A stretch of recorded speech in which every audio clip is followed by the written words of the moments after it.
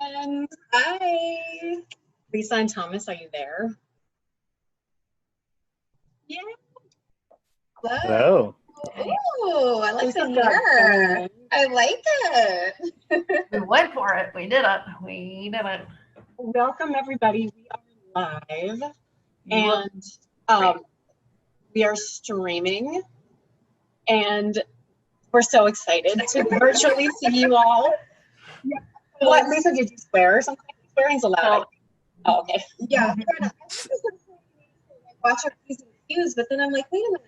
We don't. It's okay. I mean, you don't have to warn them. That's right. We're going to let you take over because obviously you are our moderator and we're just having a full zone here to learn technology. Great, no worries. So we're streaming and we're good? We're good to go? Beautiful. Well, welcome everybody. Thank you all so much for joining us from wherever you are. I'd like to start off with just a couple of intros. First up, our authors. We have Kelly Florence. Kelly is a communication instructor at Lake Superior College in Duluth, Minnesota, is also the creator and co-host of the Horror Rewind podcast, as well as the producer and host of the podcast, Be a Better Communicator. She received her BA in theater at the University of Minnesota Duluth and got her MA in communicating arts at the University of Wisconsin Superior. And she has directed, produced, choreographed, and stage managed for dozens of theatrical productions in Minnesota, including Carrie, the musical, through the Rubber Chicken Theater, and Treasure Island. Very nice. Treasure Island for Wise Fool Theater. Kelly is also the co-author of The Science of Monsters, The Science of Women in Horror, and spoiler, The Science of Serial Killers, coming in October of 2021, all from Skyhorse Publishing. Thank you. Next up, we have Meg. Horror and suspense author Meg Hofdahl is the creator of numerous stories and books. Her fiction has appeared in anthologies such as Eve's Requiem, Tales of Women, Mystery and Horror, and Eclectically Criminal. It's a good title. Her work has been produced for audio by The Wicked Library and The Lift, and she is the author of 2 popular short story collections, including Twisted Reveries, 13 Tales of the Macabre. Meg is also the author of 2 novels, Daughters of Darkness and Her Dark Inheritance, which has been called an intricate tale of betrayal, murder, and small-town intrigue by horror addicts, and every bit as page-turning as any King novel. By RW Magazine. Meg is also the co-host of the podcast Horror Rewind and the co-author of The Science of Monsters, The Science of Women in Horror, and The Science of Serial Killers, once again coming to October 2021, and lives in the snowy bluffs of Minnesota. Hey. And I know I've said it before, but I want to say it again. Congratulations to you two on a writing of another freaking book. Thank you. It is an accomplishment all to itself. Next up, we have Lisa Bohl. Lisa Bohl is the resident mixologist of the Horror Rewind podcast, and she's going to be popping on over the course of the evening to share some cocktails with us. And if you are playing at home, feel free to jump in and join us for a little tipple. Born and raised in Minnesota, Lisa Bohl is an actress, producer, and entry-level director based out of New York City. She received her MFA in acting from Ohio University, her BA in theater arts from the University of Minnesota, Twin Cities, and was an acting apprentice at the Actors Theater of Louisville. And you can see some of the other cocktails that she has created for the Horror Rewind podcast on YouTube if you search for Lisa Bohl Horror Rewind podcast cocktails. And then finally, my name is Thomas Daniels. I'm also an actor, director, and producer, and a bartender in my own right, based out of New York City. I'm very excited to be here with Kelly and Meg to talk about The Science of Stephen King, and to learn more about the book and where it came from and what's next. Awesome. Thank you so much for joining us, you two, all the way from New York City. And how's the weather there today? It was almost 80 in Duluth today. Oh, interesting. Crazy. It's because it's been getting colder here. Okay, yeah, it has been cold. Today was an anomaly. It was beautiful here today. In that moment where this evening it was probably 70 degrees, so I was still in a tank top and pants. But when we were walking back from the store, we saw people in sweaters and jackets. I'm like, oh. Yeah. I was bartending last night, and of course we have outdoor seating right now, and we've just started indoor seating. And yesterday it was cold enough that we were having people who were starting to sit outside, and then they were like, "Can we move inside?" And we had to like close doors and windows and stuff because Oh my the gosh. cold was coming in. Yeah. Oh man. But it's still in that sort of arena where it's not sure what it wants to be. It's like, is it fall yet? Are we clinging on to summer still? Where are we? I know. But you know what our favorite season is? Fall, because it's October and Halloween is coming and our book is out, so we're very happy. Absolutely. All right. So shall we say goodbye to Lisa for the moment? Do you want to say goodnight to Evelyn? Good night, Evelyn.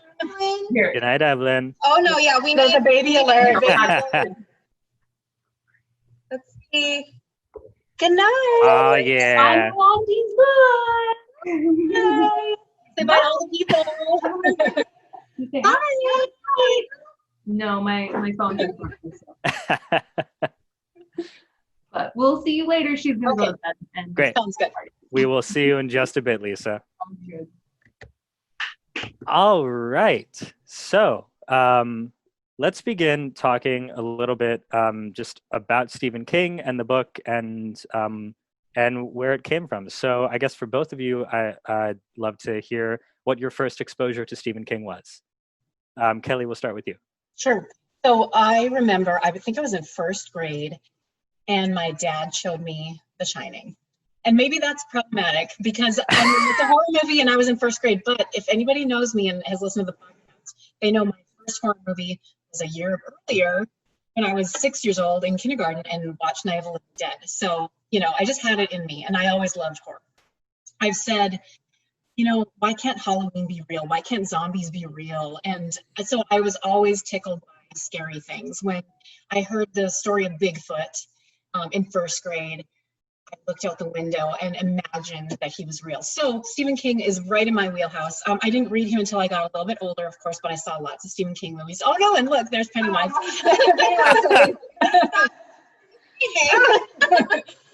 Oh, that was terrifying.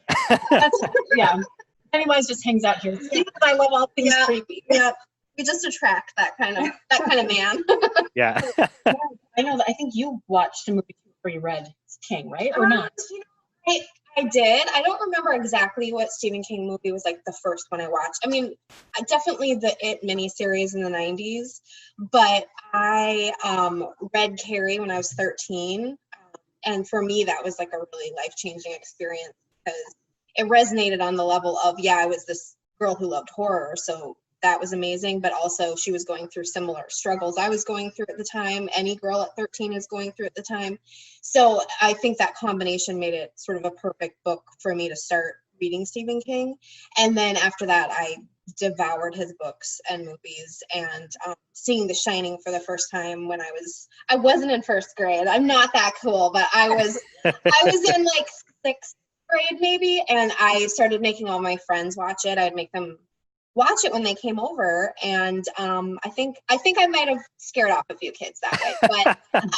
But the great thing is I found Kelly, and we've been best friends for 20 years because she was like that first person who would never be scared off if I wanted to watch The Shining. No. So that's why we work really well together too. That's great. I didn't realize that you guys had been sort of working on this partnership, I guess, for decades. That's awesome. All came to fruition. We say that we're living our dream now because we both love, obviously, horror.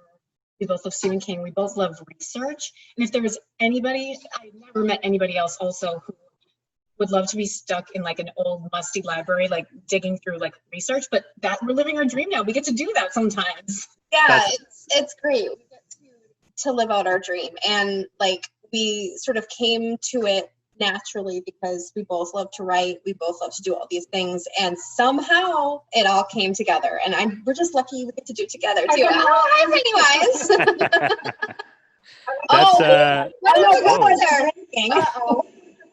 That's actually not Pennywise, although that's great too. But you're bringing up the research, and that's an excellent segue because my next question is, what's, in your opinion, what's the scariest thing that you came across while you were researching the science of Stephen King? This book has been the first one maybe where I've been researching and I've had to literally step away because I get so disturbed or grossed out that I'm like, oh, you know what? I can't think about that for a while.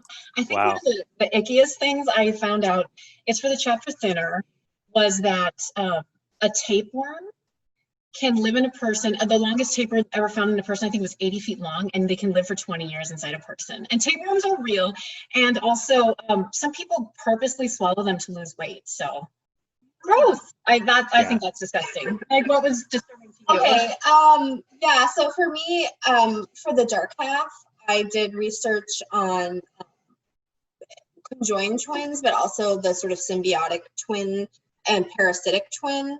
And when I get down into that research, for some reason, you know, it's funny because I would describe both of us as like we have strong stomachs. We watch a lot of horror movies. But the reality of that was pretty nasty. And so there are a couple of pictures I was like, oh, look at that. But I have to, you know. So that was really fascinating. But as far as like what I really love doing research on, I thought for this book in particular, we got to do a lot of biographical research. And I got to go into, like, for instance, how somebody figured out that Stephen King was Richard Bachman and how that person almost tried to bribe Stephen King and how that all went out. So that was a really fascinating rabbit hole to go down. Yeah, I think in reading that part, I think my favorite part was Stephen King's response, which I'm not going to remember word for word, but it was something along the lines of like, "You got me." Yeah. Yeah. I'll also say that one of the things that was both terrifying and made me want to learn more about it, I think it was on the chapter on Pet Sematary, and was about reanimation. And I had no idea that I don't want to spoil too much because, you know, people got to buy the book. But there are some indications that there have been a few successful reanimations of living things. And I'm just like, what? I know, it doesn't How? possibly be real. Yeah, like how, and how do I not know that? That seems like it should be huge. Yeah. But yeah, I'm super interested to dive more into that and see the history behind that. So I know this is an awful question, but what is your favorite Stephen King book or story?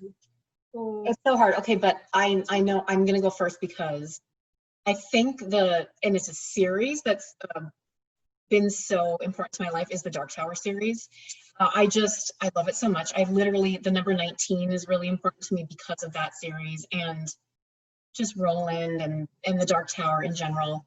I think that has had maybe the biggest impact on my life, even though it's, you know, a different kind of horror for him. It's sort of like almost sci-fi Western, but I would say that.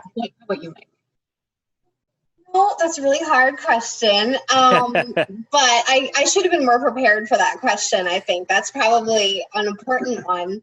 I think that I would actually say Needful Things because it's kind of one of his more underrated books. But I think it has been very inspiring to me the way he writes horror from many different perspectives. And he uses his settings so well. And in that book also, he has so many vivid characters and whatever their sort of trials and tribulations are. For instance, one of the characters has arthritis, really bad, you know, rheumatoid arthritis. And he's able to like just tap into that character, even though he's got so many characters. And I don't know, it's just an emotional, well-done book to me. And of course, The Shining and Pet Sematary, and I could go on and on, but I think Needful Things, actually. Great. Yeah. Yeah. Related and also difficult, but in terms of movie adaptations, what do you think are your favorite movie adaptations? You know, we were talking about this the other day on a radio show, and I think both of us might say The Shining. Yeah. And speaking of which, we have the Shining fan. Wait, is mine on this? Yeah, well, it's okay. But it's a best friend tattoo, and so the twins. Yeah. They can't do it, but no, They can hold hands. Yes. Stand next to Beautiful. each other. The wrong Beautiful. sides of each other. That, I think that gives it away. But if I had to go with another adaptation, I mean, I think the original Carrie is brilliant. I was just rewatching that the other day, and so good. Well, that is a really good one. And you know what? If I had to go with like current, I would say Dr. Sleep is pretty amazing. Actually, I really like Dr. Sleep. Great, beautiful. So I have a confession. I'm not hugely into horror. Okay. Yeah, it's like Yeah, we'll let it slide. it's it's a genre that I get the appeal. I sort of understand it intellectually, but it's something that I have a hard time consuming personally. So talk to me about why horror? Like why is it something that you two are drawn to? Well, that's a really good question. Oh, That says I love you. oh, hi. Why do I love horror? You know, that is a question we get asked. And especially I think people are kind of surprised because we seem like pretty pleasant, nice people. And maybe they're surprised that we're somewhat normal. But, you know, I think it's one of those things that is hard to explain. But I would really compare it to why people love fantasy, why people love sci-fi. I think it stretches the boundaries of our imagination, you know, and that sounds like it's from Twilight Zone. Is that from, but it's sort of like urges us to sort of be empathetic and put ourselves in that situation. And for some people, they like the dark side of that, like me and Kelly, but like other people, they like the romance aspects. And so they like to sort of empathize with those type of characters, or they like when it's, you know, in King Arthur time or whatever. I think it's a universal thing. It's just that we like all kind of like our own particular niche of the same kind of entertainment, if that makes sense. Absolutely. And I love gore, which, I mean, maybe I will never be able to explain that, but I just do. Although I need to tell you that I tried to get Meg to watch a reality show My Feet Are Killing Me last night, and she couldn't handle it because it's real. Yeah, it was really disgusting. It's one of those like TLC shows, like, you know, the pimple popping type. Yeah. It's so gross. Like that. She couldn't handle No, it. I like, you know. What's the premise? What's the premise of? You don't even want to know. Okay, great. That's fine. Yeah, We can move on. We can move on. Kelly, do you have anything to add as in terms of like why? Well, I think, you know, as I said, I've just always been drawn to it, and it makes me feel something. And, you know, I love romance too. I love watching romantic comedies. I love musicals. I love theater, of course, but something about horror, it gets me into a place and in a headspace that I viscerally feel it, and I physically react, and I love that. And I know a lot of people don't know. They're like, no, I'd rather not. So yeah. You know. No, that's great though, and I think it absolutely makes sense because I know for me personally, when I'm consuming any sort of narrative or storytelling, I love watching three-dimensional human beings reacting to extraordinary circumstances. And if it's not an extraordinary circumstance, it's kind of boring. It's kind of meh, and it doesn't get too much more extraordinary than you know, horror settings of any kind. So that's great. Would it be like if, you know, Samara came out of your television, or there was a guy in a hockey mask, you know, or Pennywise walking around, or Pennywise is making himself just in the background. Great. We're just cool with that, I guess. Well, speaking of drinks, Pennywise, thank you for providing us a segue into our first segment with the lovely Ms. Lisa Bowl. Are you there, Lisa? Woo! She's coming. She's coming. She's just getting set up. Oh my All God. right. I'm so excited. All right. What do you have first for us, Lisa? Our first drink this evening is called the King Cream. Compliments of Miss Kelly. She named this. It's perfect. Spot on. I didn't do that. Yeah, I wanted to make this in honor of Stephen King because it, you know, just felt fitting. And in doing a little bit of research, I learned that he does not partake in substances. So I thought, let's make a mocktail. And so then in my journey, I always like to kind of make them personal, make the cocktails related to either the movie or, you know, whatever. So I did some digging, and he's from Maine. And when I was looking at ingredients from there, I was like, we're not going to make like a lobster chowder cocktail. That's disgusting. That sounds gross. I know, right? So what I did find, though, is that one of his favorite foods is cheesecake. And so then I started breaking down what did that make me think of. And here in New York, I've been introduced to something called the egg cream.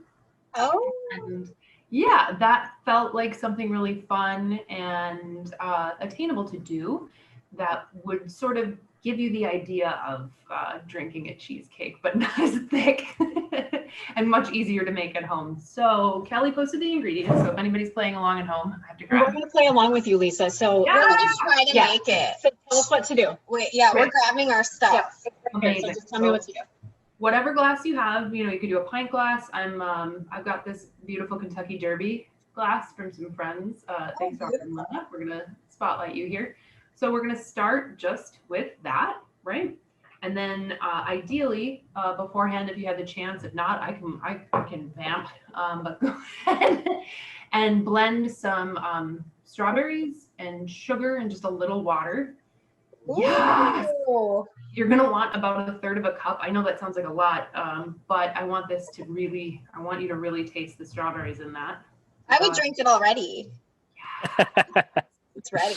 Yes. I'm gonna scoop it out because I don't want to miss any of that flavor. And then, this is a pretty fun system. Whoa, okay. Go ahead and grab your milk. I'm gonna use like a whole milk or even a half and half if you're feeling rich. All right, we got milk. And what you're gonna do, we don't even have to do a full like measure, but I want you to pour it till it's about 1/4 to 1/3 full as well. Just go ahead and pour. There we go. And we might add a little more because you can see right now it's just layered. But go ahead after that first pour and then just like grab your fork and really mix. Mix. You want to get all of, oh, that's in front of my face. As you're doing it, I want you to, because you can kind of see on the sides where it's still really red. So really mix and mix and mix. How are we doing? Yeah, that looks great. A good ratio. Yeah, that looks great. And then we're going to take our vanilla extract because I really want you to get that creaminess and like a dash, just like a couple drops. You don't want to go too crazy, but you're just going to put a little bitty, whoop, it's always more than I want it to be. Wow. Okay, full flash. Put that in there. And we're going to stir that in as well. Thomas, you look like maybe you wish you had had. Yeah, I mean, I'm prepared for the third drink, but not the first two. And I'm That's yeah. right. Okay, I'm not gonna regret it then. But I am jealous though. I think you're going to be really bummed you're not making the second one with us too, Thomas, because there's bacon involved. Oh man. All right, so what now? Now you're going to grab your soda, seltzer water. Okay. We've got, and this is like a fun balance. You're going to pour it really slowly, and as you're pouring, like mix. Okay? So I'm just going to do a nice slow. See, this is pour. how we work together. I love it. I love it. Oh, it's really creamy. Yeah, and you just Creamy. go until you fill up the top. You don't want to go too much so it spills out, right? Aha! And then just go crazy for another minute, you know. Okay. Really enjoy yourself. But it gets super frothy, right? Yeah. Yeah. And now this is where, like, you know, dealer's choice. Go ahead, give it a sample. But first, let me cheers you just in case you like it. You. Cheers. Cheers. The king cream. To the king cream. It's delicious. Right. And so, like, if you're doing this along, Yeah, it's kind of surprising. You're like, wait, what? It kind of harkens back to like the old like fountain sodas, I guess. Yeah, I've heard like egg cream is like kind of an old fashioned. I think we talked about it in books. Yeah. There is no real good reason why it's like when I went to Wikipedia, there were literally 5 different options of why it's called an egg cream. Really? Because it contains neither egg nor cream in it. Right. It's very confusing, but yeah, like this is a fun one because you can kind of like if you're like, oh, I wish it was sweeter. Oh, Pennywise! You approve of the egg cream? Yay! The kid asked. Yeah. I mean, on your face. Yay! Please stay out of my dreams. But yeah, you can tweak this as you see fit. If you want more strawberries, Pennywise, just do it. Do whatever makes it better. Oh my god. That's Yeah, really he needs to make it more bloody. Yeah, yeah, definitely. I like how it's not super sweet. Yeah. Like I thought it might be sweet, but it's not. It's like perfect. That's what's fun too. Yeah, if you want more sugary, it can be sweeter. This can also be like if you're like, I don't like strawberries, Lisa. Fine, use some chocolate syrup. Yeah, you could use raspberries. You can do it with chocolate syrup though if you want like that's more traditional here. Okay. Yeah, you could pretty much do this with any kind of berry. But as I love the idea of a strawberry cheesecake, this is in fact our I can see kids having a lot of fun like stirring it and like getting into it.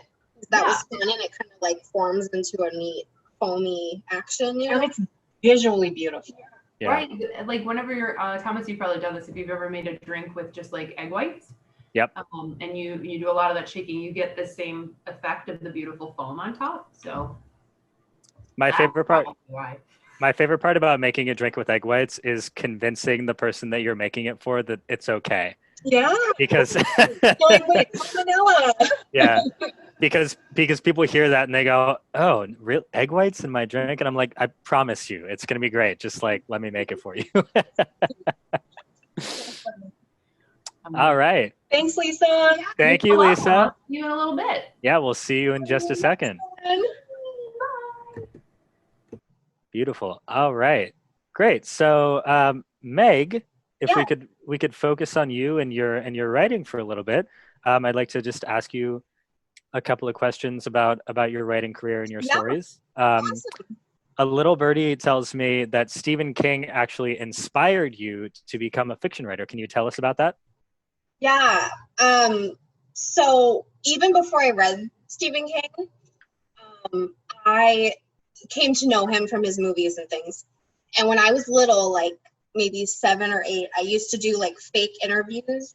I'm sure everybody's done fake interviews in front of a mirror, you know? Like a hairbrush. Sure. Yeah, a hairbrush or whatever. And the reporter would be asking me like, wow, you are the next Stephen King. That's you. Like, you are the lady Stephen King. That's what the reporter would say to me in the mirror. And I would say, oh, yes, thank you.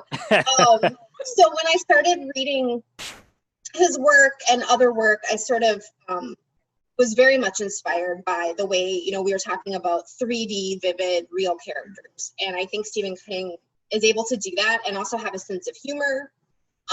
There's some really dark themes in his books, but there's always like light moments that sort of make you realize how absurd life is. He's really good at doing that, and that's something I really respect in his writing.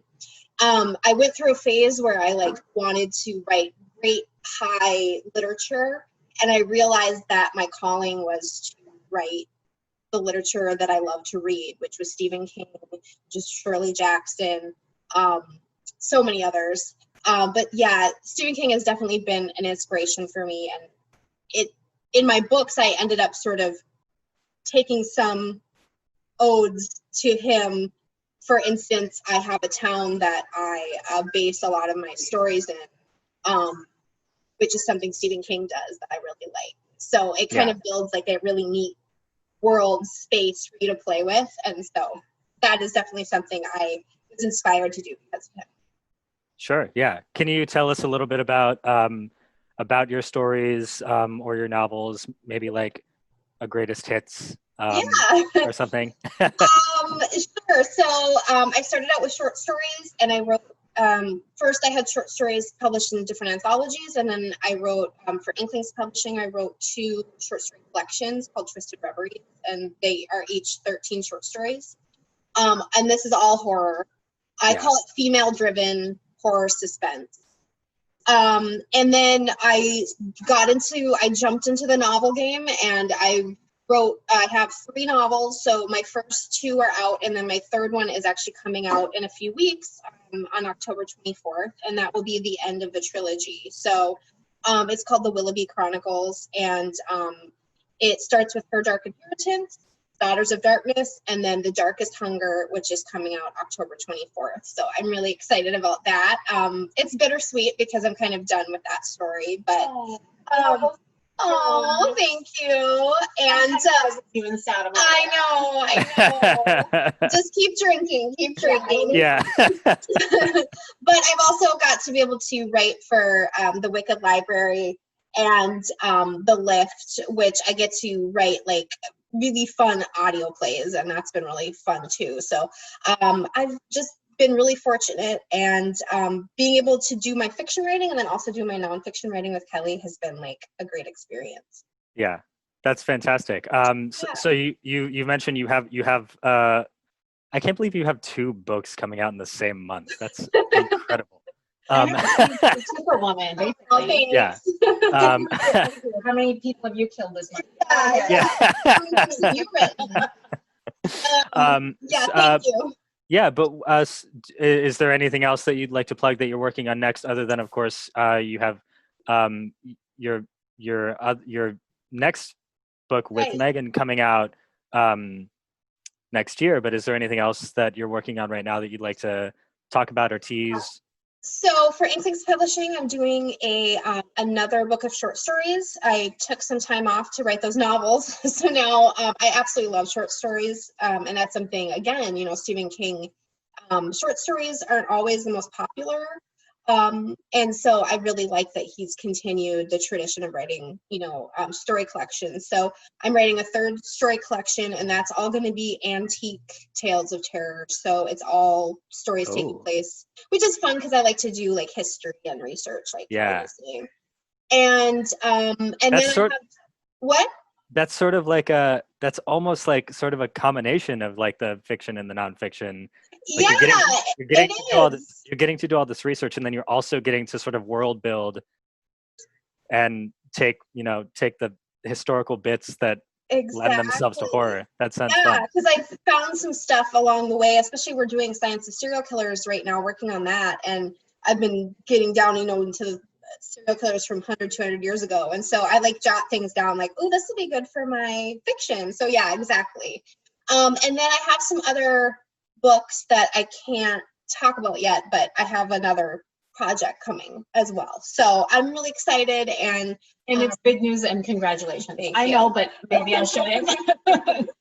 So there's just a lot going on, and it's being able to do the fiction and the nonfiction is really fun, because it's like I get to do all the things I love, which is like talk about Stephen King, but then also write fiction and talk about serial killers, and then go back to writing fiction. And so I'm living the dream. So that's great. And it's always good news when you can't talk about the project, right? Yeah. Yes. Yeah. Beautiful. Great. So now I believe we're going to the audience, correct? Yeah, we've got some questions that came in from the audience. Great. Ooh, okay. What do we got? I'm excited to hear this. Is Pennywise going to bring them? No. No? Oh. I think I sent them too. Do you have them or not? I do not have them. Oh, you know what? I have it right here.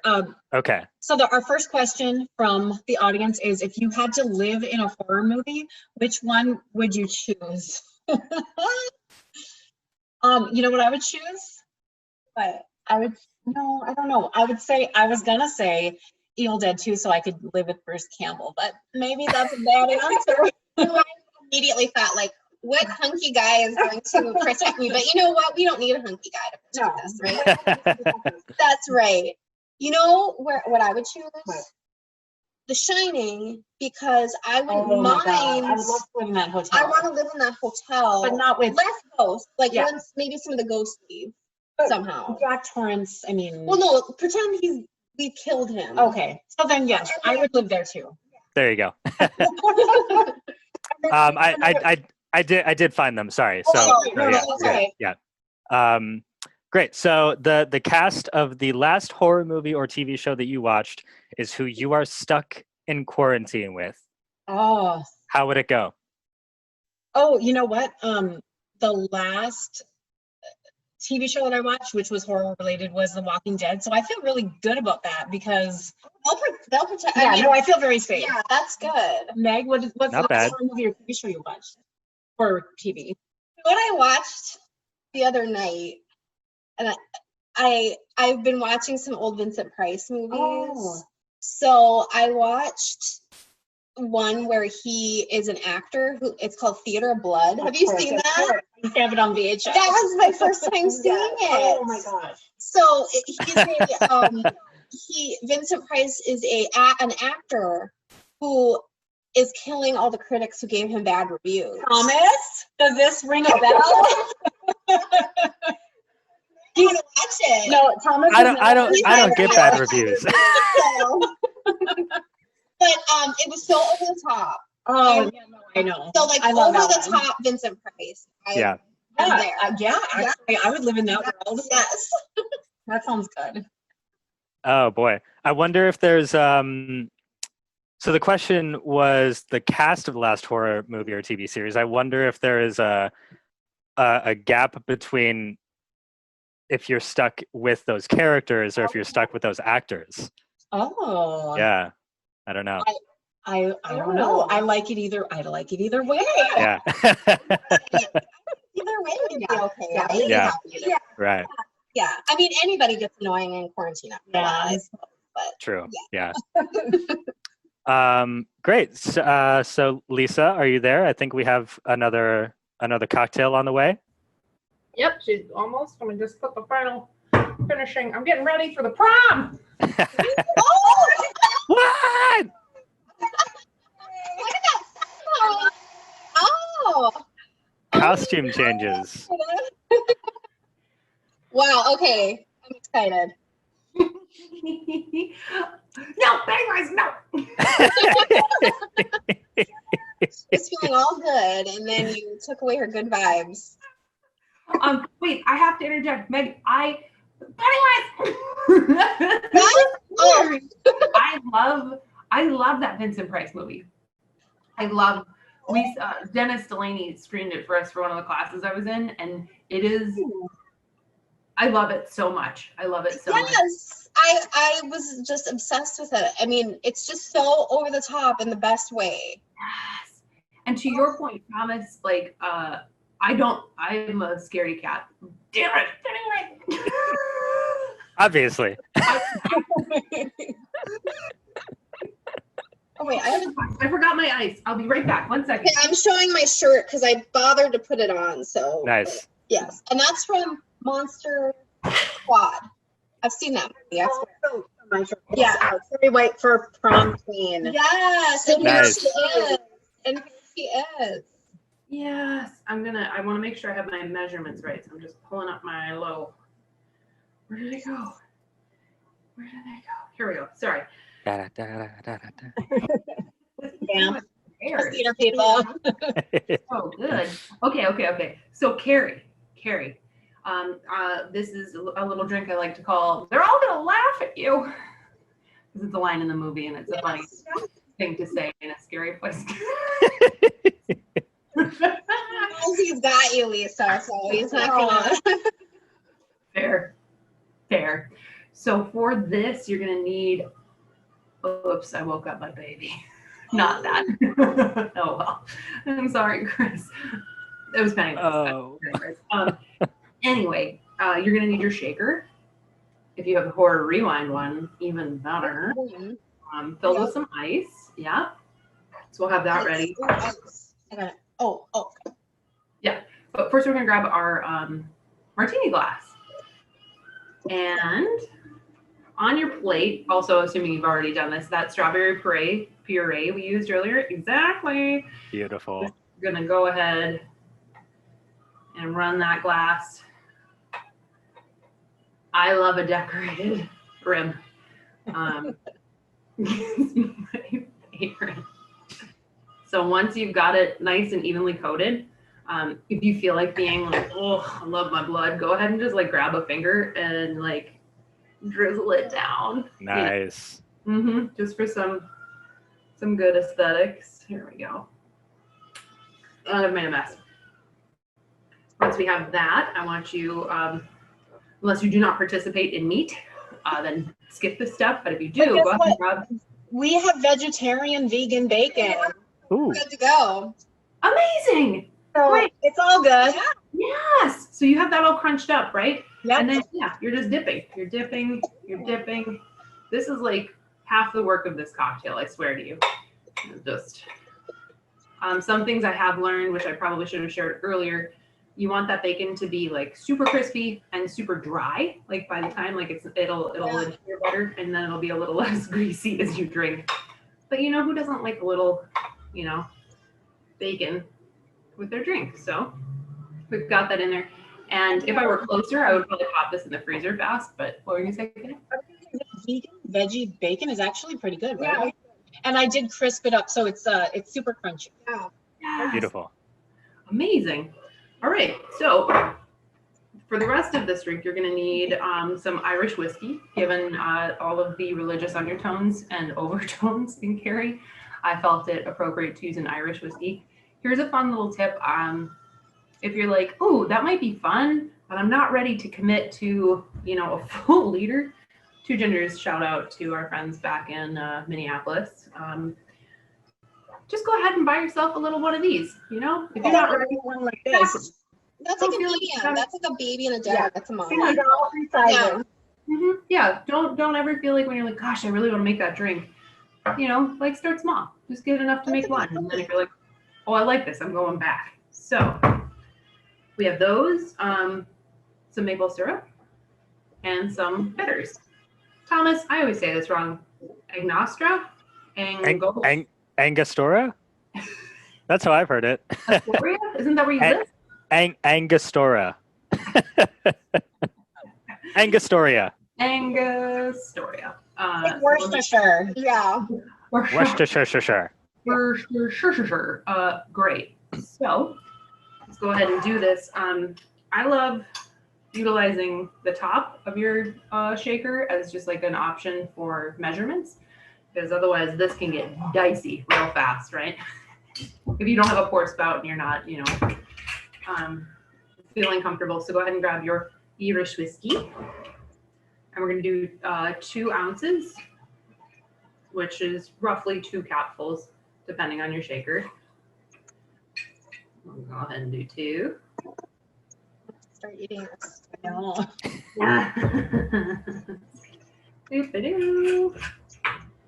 And then, boom, we're going to grab our Astoria bitters. And we're just going to give it one good little, oh, damn it. These, sometimes you live in it and it's fun. And finally, grab your maple syrup and this is the fact that this straw is so much. If you want, you can use a measuring spoon for this, and you could just do like about a teaspoon, or just eyeball it. Just give it a little bowl. And I think I came to this because you've got your strawberry, you've got your bacon. This is breakfast. Right? We're basically having breakfast, so you're gonna need some syrup with your breakfast. So I want you to please remember to put the top back on, because I've done that before. And let's shake it.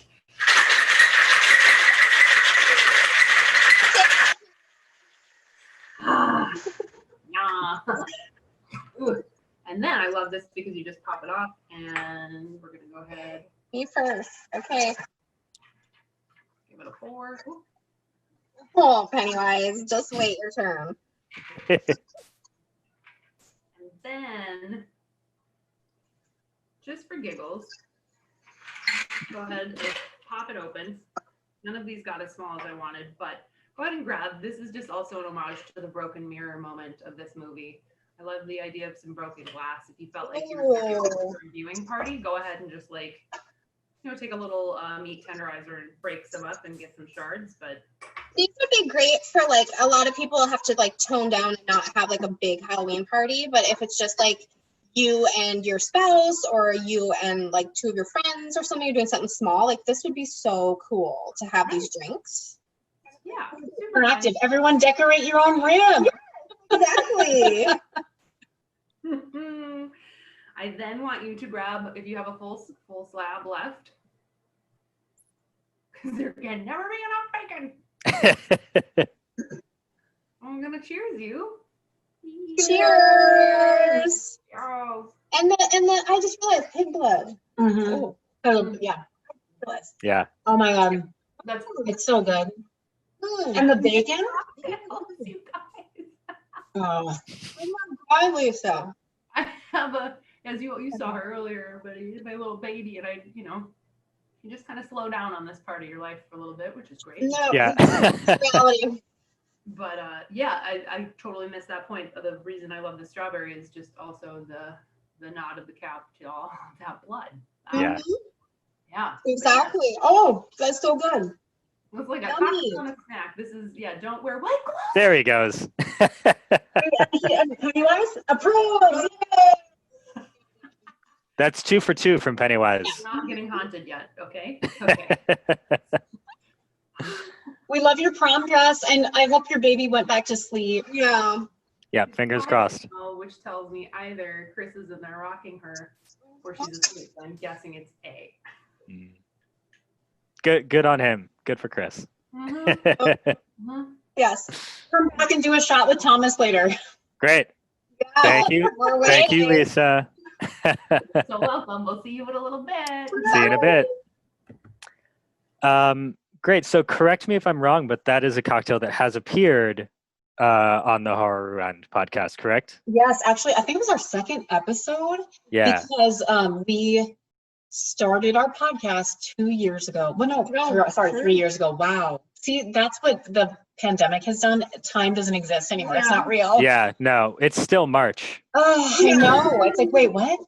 No, 3 years ago we started, and we picked the first horror things that affected our life. And so I obviously picked Night of the Living Dead because it was my first movie. Meg picked Carrie because that was the first Stephen King novel she read. And we're like, hey, Lisa, what do you think about making horror themed drinks? And she did, and it's freaking brilliant. I love it. Yeah. I think it's fun for so many people to do, and like, I don't know, it's different, Yeah, absolutely. Kelly, would you be able to talk to us a little bit more about Horror Rewind, where it came from, where it's going, how? So we were on, I think we were in maybe at Walker Stalker in Chicago or Wizard World. I can't remember. We used to go to cons when we used to do things. Yeah. We could leave the house. And we were like, we love horror so much and we love talking about horror. Maybe we should start a podcast that could turn into sort of a company of looking at horror through the current lens of the year that we're in, and looking at it to celebrate not only the things that we love, but are the movies diverse? Do they feature women? What are the stories telling us? And also, like, the basis was, were these horror movies that we liked when we were kids? Were they good? Like, do they live up to our current expectation and lens? And the truth is, sometimes they don't, but other times we realize, man, some of this stuff is just in our DNA and it formed us. And even though we can recognize, like, okay, it's not a perfect movie, or there's not some great lines in it or whatever, horror is just, it's part of who we are. And so we explore that on the podcast, and we've expanded it to be current things too, and the world of horror on TV, and Meg has a literature corner, and so it's not just now movies from our childhood, but so much more. Yeah. That is, I feel like that is always so great for me whenever I revisit something from my childhood and I'm like, oh, is it going to hold up? And then it does. And you're like, oh, thank God. I know. It's a big sigh of relief. Yeah. We discover new things to us that we didn't like. One movie we were talking about that we didn't see as kids was People Under the Stairs, which is a great horror film. And we watched it, and then we were able to be like obsessed with each other about this movie that came out like 35 years ago. But Yeah. That's been really fun too. Yeah, that's fantastic. So you're writing books and you're creating and hosting podcasts, but you are also a teacher, Kelly, right? Can you talk to us about that? So I teach full-time at the Lake Superior College in Duluth. And this semester I'm actually on sabbatical. And so when I applied for sabbatical, I assumed it would be, I'll be home 5 days a week being able to write my research paper in a quiet home because the kids will be in school and my husband will be at work. But, of course, it's the opposite of that. Pennywise is roaming. It's a different world, but I'm still working on it. And yeah, I teach communication and I absolutely love it. I love connecting with the students and teaching them a meaningful skill like communication. Interpersonal, workplace communication, relationship communication, some public speaking skills. And I just love teaching. I think what sometimes if you're meant to do something in your life because it brings you so much joy, and teaching is one of those things. Yeah, that's great. What do you think is the worst? What communication type do you think is the worst that we all need help with? Like now that you've seen so many and you teach so many different kinds, what are humans the worst at? Sorry, I'm sorry. Can you repeat that? Listening, yeah. Nice one. That was not on purpose. I legitimately couldn't. Yeah, listening skills, because we either pseudo listen, which is pretend to listen, or we listen with prejudging, or we finish someone's sentence in our head for them, or we may say it out loud, or we are thinking ahead to our own tangent in our brain, or how we're going to answer, like waiting to talk kind of thing. So yeah, I think we can all improve in listening. Yeah, absolutely. I can say, I'm sure in real life as well, but I can say when I'm acting, a big problem is that trope of you talk, yeah. Then I get to talk. You talk, and then it's my line, and I get to do it. And the most effective actors are the ones who are able to, night after night, actually listen while they're saying these same lines over and over and over again. I love that. I love it. Yeah, and it's difficult in real life, and it's difficult on stage. Yeah. Speaking of the stage, though, you do have a degree in theater, and you are a big fan of theater and musicals. Yes. I would like to know which horror movie, it can be Stephen King or any other, would you love to see adapted for the stage? Oh, okay. So here's one of the saddest things of my life. I would say The Shining, but guess what? The Minnesota Opera turned The Shining into an opera, and we didn't get to see it because I think our sons were 2 at the time or something. And so, when you have a 2-year-old, at least it will test, there's no time to go to the opera. And so we never got to see that. I would love to see The Shining, the musical. That's Stephen King wise. But a friend of mine is actually working on Friday the 13th, the musical. Don't steal this idea, friends, because the script is written. I should tell him to register it soon. Yeah. I think Friday the musical would be awesome. I want to see Pamela Voorhees belting about her son. It has all the points you need. And it has think about the teenagers and the camp. You can have some fun camp songs, but you could also have tragedy. No, I think Friday the 13th would be a great musical. Yeah. Oh boy. Yeah. Yeah, that sounds like a trip. I mean, yeah. So speaking of Broadway, we were able to see Beetlejuice the musical when we were in New York a year ago for our first book tour, and we loved it, and we're big fans of Beetlejuice.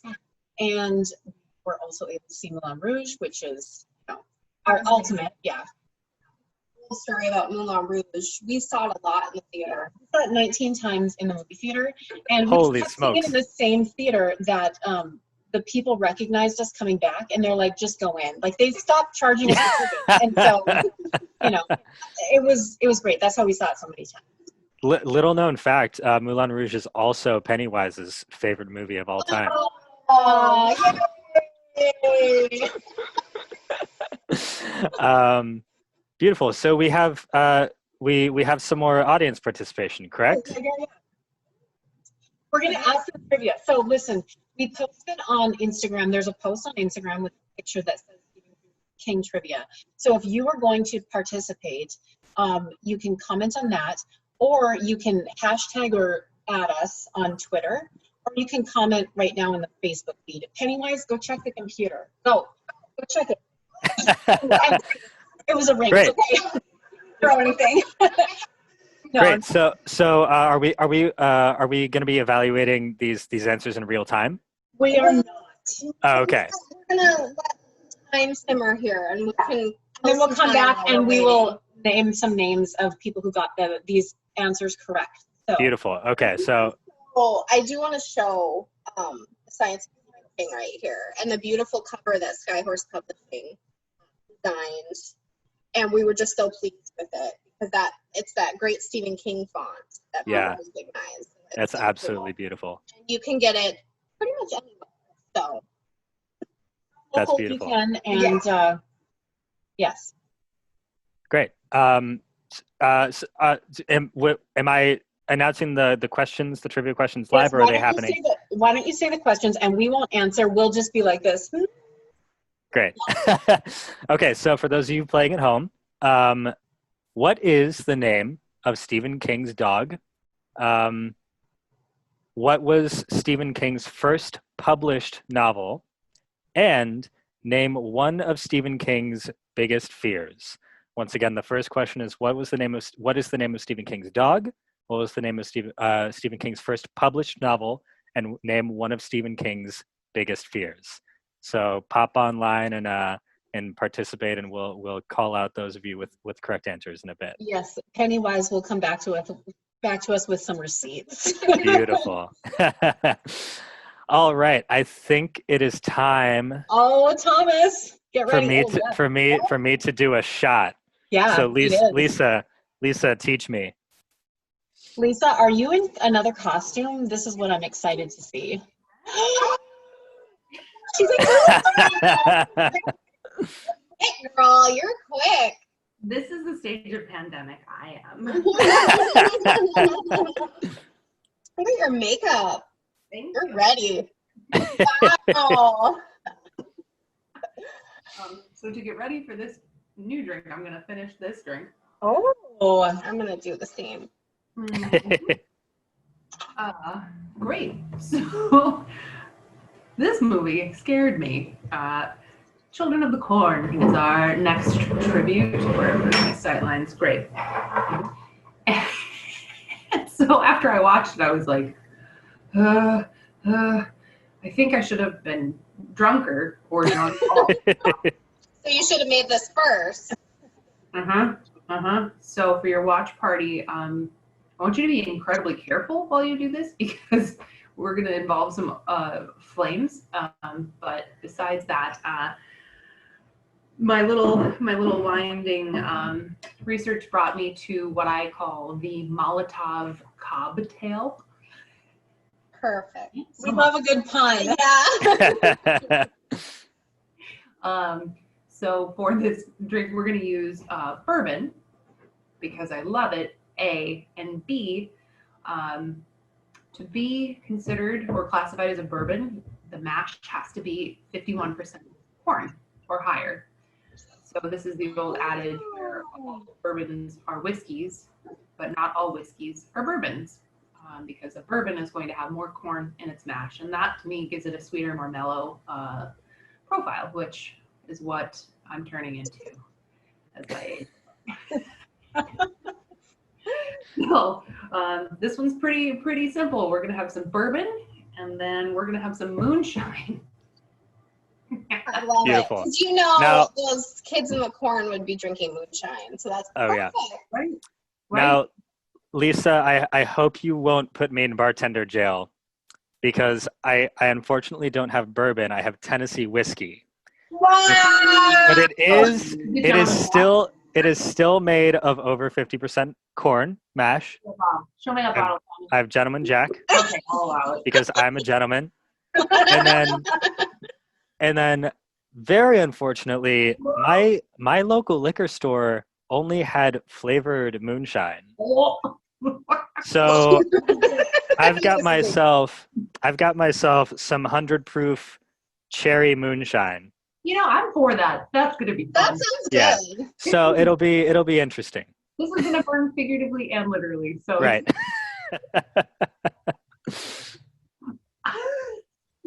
Are we ready? We're ready. And I've got my I Love New York shot glass as well. Oh, I've just got a simple plain one. So yeah, you need a shot glass. You should have a longer thing to light this up with. I didn't. That. Oh, Lisa, Lisa, we don't want to see then. Here, I'll just on fire, you guys. What is that thing we did? This is another big thank you to our friends Robert and Linda, who just sometimes send us some beautiful Kentucky love. So tonight I'll be partaking in Woodford Reserve. I would not traditionally shoot this, but you know, I haven't had a shot. What? How many months? It's October. Maybe like 2 years. 22 months, 23 months, whatever. Oh, You enjoy this, though. So let's don't fill this all the way to the top, Thomas. Fill it like leave yourself maybe go like 3/4, right?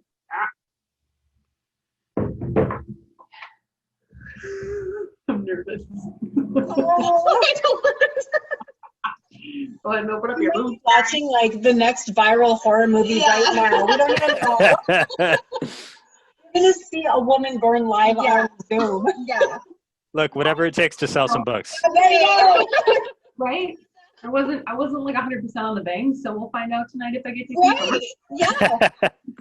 So I hope I get to keep it. Yeah. Fate will tell. Right? So you can do this however fancy you want to be. Thomas has done this before. I'm just going to literally take my spoon into this moonshine. Yep. And I'm going to very lightly, oh, can you see? I'm going to put my spoon to the inside edge of this glass. I'm going to very slowly pour it in. These are accomplished bartenders doing this, Yeah. Meg. Yeah. I don't think No, we should I'm attempt happy this. to. I'm glad you're right. You shouldn't. You could just pour Especially yourself because a I shot. just finished off that. And Okay, just pour yourself a shot if you wanted to play that way. But and then we'll do like maybe 2 of these. So you're gonna do it really slow. The idea of this is we're building a layer of the moonshine to light on fire. so you're layering the moonshine and the bourbon. Yep. Okay. Have a lighter viscosity. Is that the right one? I don't know. It doesn't matter at this point. Whatever. Oh yeah, girl. Oh no. I don't know if it's made of corn. Tastes like corn. All right, I'm gonna do my best to make sure that we can see the fire. Same. Be safe, friends. Be safe. I look much scarier in this one. Yeah, you look creepy. All right, Thomas. And here's the other trick, friends at home and Thomas. You know, let it burn long enough to look awesome and then blow it out. And then give it a minute before you drink it. Don't drink it hot. Yeah. Because if you watch the video, I did this on YouTube for the podcast, burnt my mouth. Not too bad, but, you know, just enough. Oh. All right, Thomas, let's see. It's happening. It's happening.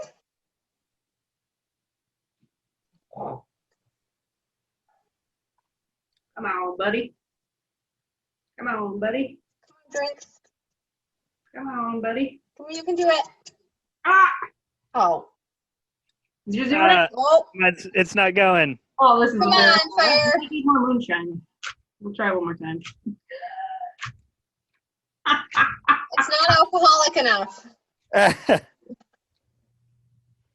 It's burning. It's just not. Oh, there we go.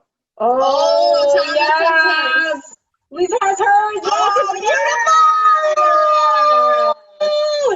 All right, ready? 3, Cocktails. 2, 1. Float out. Now don't drink it right away because you need to let it cool a little bit. That's hot. That's hot. All right, ready? And cheers to our friends. Nobody died. Oh, cheers. Nobody died. Pennywise is sad about that, but you know. Woo!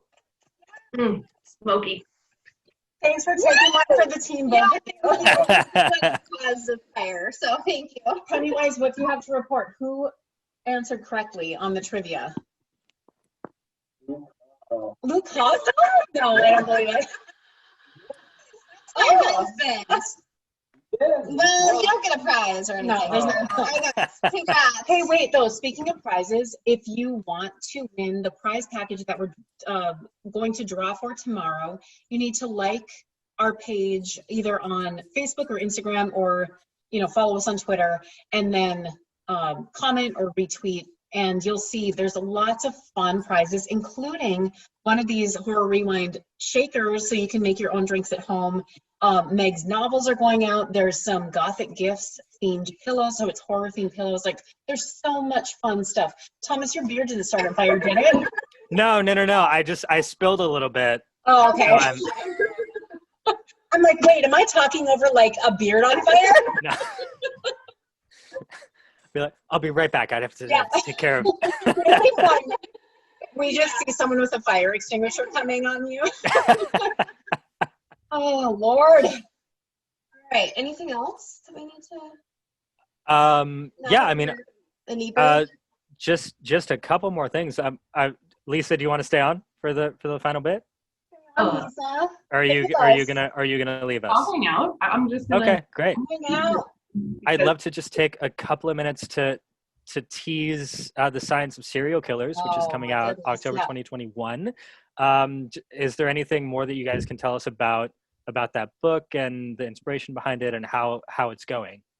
So something that we are really focusing on for this book is not celebrating serial killers, but getting into the science behind the true crime aspects and the films themselves. And so I know when you hear the Science of Serial Killers, well, that sounds like some light reading, like sarcastically, but it is actually going to be really interesting. And we're talking to filmmakers themselves and all sorts of other people, like a variety of people, as we do in all of our books, about these different angles to look at serial killers. So we're not putting them on a pedestal, I promise you. And it's a new interesting way to look at some true crime in history. Mm-hmm. I think, we wanted to bring something new, because true crime is obviously really big and people are really interested in it. I always have been. But we wanted to sort of write a book that had new, fresh takes on it. So we have, for instance, I have already interviewed a poet who was inspired by H.H. Holmes. And so I got to talk to her about like writing poetry about serial killers and like different kind of things like that, where we get to explore the fiction and then fiction versus reality, and like where do you sort of draw the line when there are victims involved and those kind of interesting things. So there's been a lot of interesting things. And I think this book, we've had a lot of talks before really going into it, because we really want to make sure we do it right, because this involves real people and stuff. Well, while a lot of the books before, we've talked almost exclusively about fiction and then took the science from it. So, but I think interesting. We're really excited about it. I think it's going to be a good one. Yeah, absolutely. And I know very little about the topic of serial killers, but one thing that I have heard, I don't know if there's any data to back this up, but I've heard that the concept of a serial killer is a relatively new phenomenon in human society. Is that accurate? Yeah, I mean, if people 100 years ago, 50 years ago did not know what that meant, would have not used that term. It's something that's in the zeitgeist now, and like we all kind of think we know what it means. In fact, some of the book we talk about people who aren't technically even serial killers, because it is an actual specific sort of thing. But yeah, it is kind of rather a new development. not that it's new in society, it's been happening forever, but sort of the understanding of why people kill and, you know, what people didn't realize people killed for different reasons other than like money or revenge or, you know, different things like that. So it was kind of hard for people to sort of wrap their minds around until now where we sort of have come to understand it. So I got you. Because that was sort of my question. Is it primarily a linguistic thing that like serial killers have always existed, but we just have started calling them, or is it a thing that has become more prevalent? And I guess what you're saying is that it's always been a thing, and we just have language for it now. Right. Exactly. Yeah. That's a great way to put it. Yeah. Yeah. Great. We are so thankful that the two of you joined us tonight. And Lisa, like, you look so creepy right now. You're writing, and it's so perfect. I love it. Although I've been wondering where Thomas is right now because it sort of looks like a cell block. Oh, so. Thomas, are you in prison? I'm so sorry. No. You got me. New York City. You got me. Sorry. This is apartments in New York.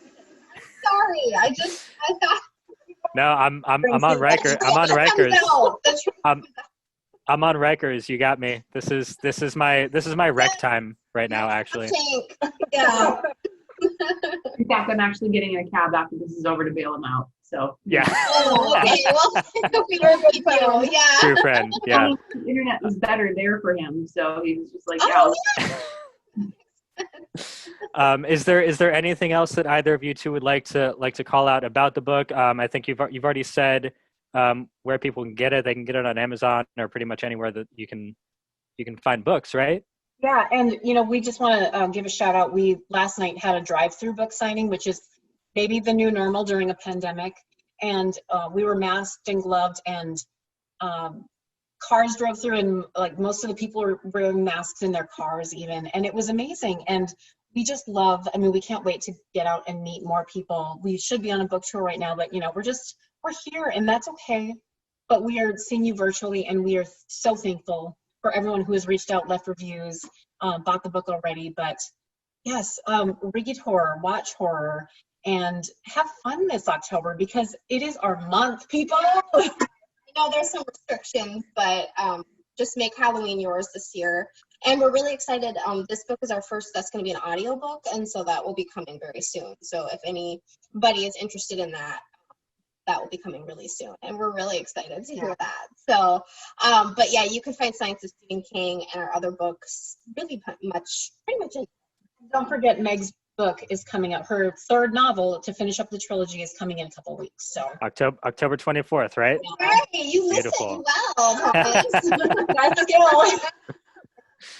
All right. Well, I think that wraps it up. I'd like to want to say goodbye, or Pennywise he's passed out. No, he's taking a nap. I want to say it one more time because I don't think it can be stressed enough. Like, congratulations. There's Pennywise. It is actually true.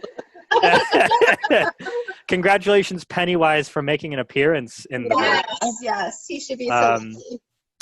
And thank you both so much for inviting Lisa and myself on to help you launch and celebrate a really, really fantastic accomplishment. Thank you. Good night, everybody. Thank you so much for joining, everyone. Have a beautiful night and have a beautiful and scary October. Yay! Cheers, friends.